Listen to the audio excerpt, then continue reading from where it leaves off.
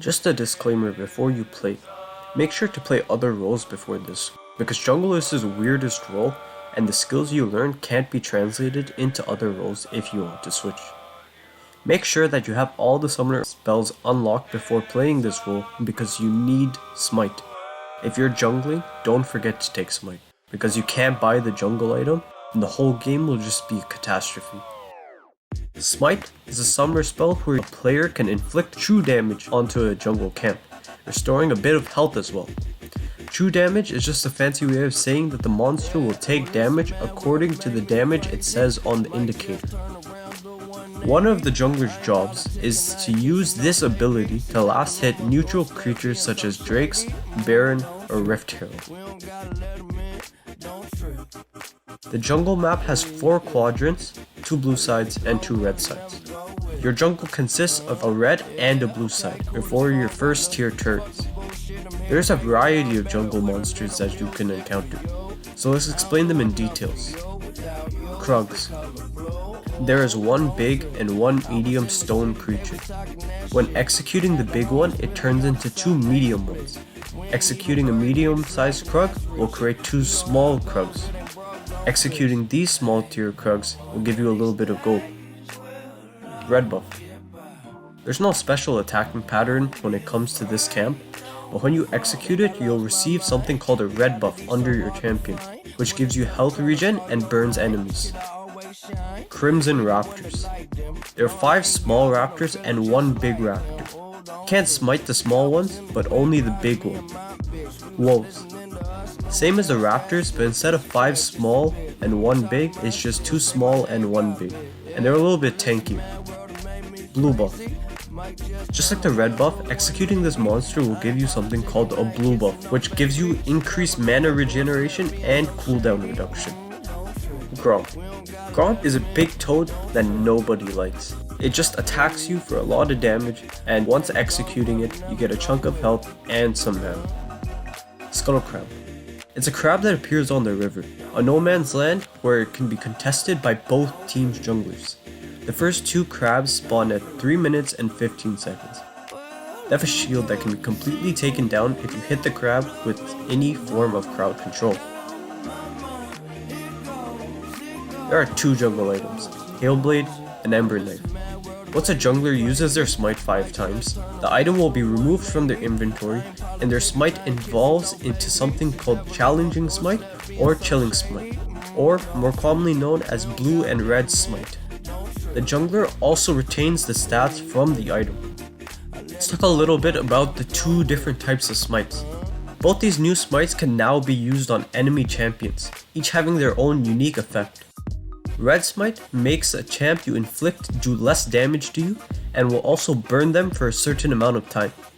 Blue Smite allows you to slow the enemy and siphon that movement speed into you. If you're struggling on which one to choose, take Red Smite if you want to be a little tankier, and Blue Smite if you want to be sticky. Also, it might help going to u.gg or op.gg to find out which starter items a jungler usually goes. Some champs, for example Zac, always goes Blue Smite no matter what. You can just learn if you search it up. When you clear any one camp, you will get level 2, unlocking your second ability. Clearing the Krugs plus any 2 camps, or Gromp plus any 2 camps, will get you level 3. Clearing both quadrants of the map, meaning all 6 camps, will give you level 4. Some junglers like to go red buff, blue buff, and then Gromp, or blue buff, Gromp into red buff for level 3, or they just clear their entire jungle and then go to the scuttle. This ultimately depends on your champion's playstyle and your playstyle. You have 2 main goals as a jungler, ganking lanes and getting objectives. Ganks are a situation where you create a 2v1, 3v1, or 3v2 advantage in a lane.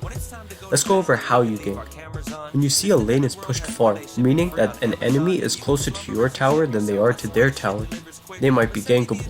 You can run up behind them and use your skills to kill them or force them into burning summoner spells.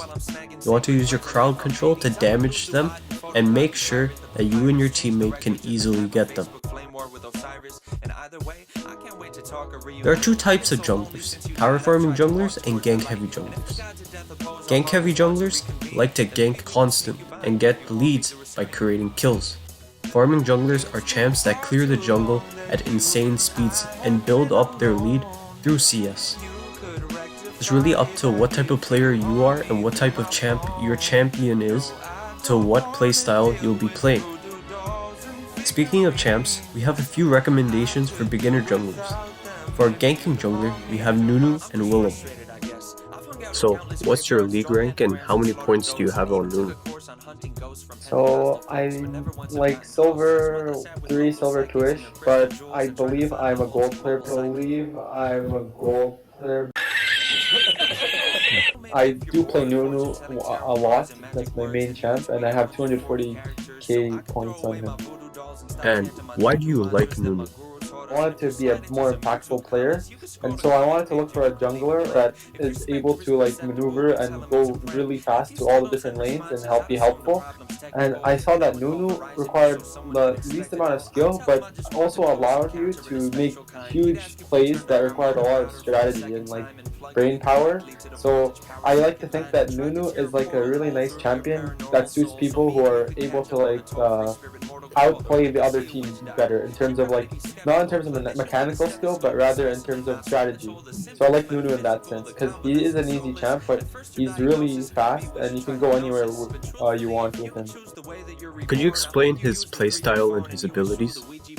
Yeah, so his passive is like some sort of thing where when you hit an enemy target or one of those raptor things in the jungle, you get like a boost for yourself and also for one of your teammates. So that one's pretty useful in terms of like when you're fighting, you want to get that extra hidden, you get that extra attack speed.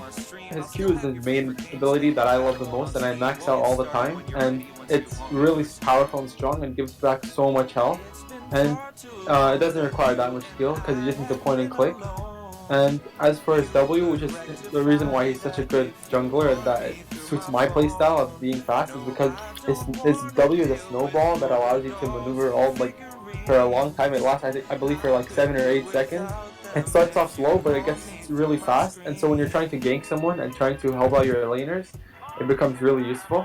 And for abilities, he throws snowballs. He has 3 consecutive throws that he can throw, and basically what it does some damage with the snowball, but then at the end, whatever enemy in your radius who has been hit by a snowball, it'll show on the enemy, and whichever enemy is hit by that snowball or snowballs from before will get stunned for a bit. And so I believe that stun is so useful, especially when you're trying to chase down somebody, because usually the combo I often use is I W someone, I'll try to slow them, and when I slow them, they'll be stunned, and I'll get in close range to use my Q. And even sometimes you can use your stun with your ultimate, and the ultimate is basically this large circle radius in which that it loads up for about like 3 or 4 seconds, where the more it loads up, the more damage it will do, and it'll burst. And it'll also slow enemies who are hit by that ultimate. So I believe that if you combine all these abilities and you use them wisely, it becomes such an effective champion because you can easily gank lanes and basically make the laner have 0 chance because of how much CC you have. So why do you recommend him to new players? So Nunu doesn't require a lot of skill, as I mentioned before. He doesn't use a lot of mechanical skills such as other champions, which require a lot of precision and like accuracy. I mean, the hardest part about him is probably his snowballs, but it's not even that hard to master. If you just play him a lot, you'll understand how the physics of the snowball works and how you're able to maneuver between different parts of the jungle, because especially when you're going really fast, it might get difficult to keep your snowball on track. But other than that, I feel like it's a great start to playing jungle for new players because it's both easy and they're also able to learn how to like gank more efficient and like understand what ganking is.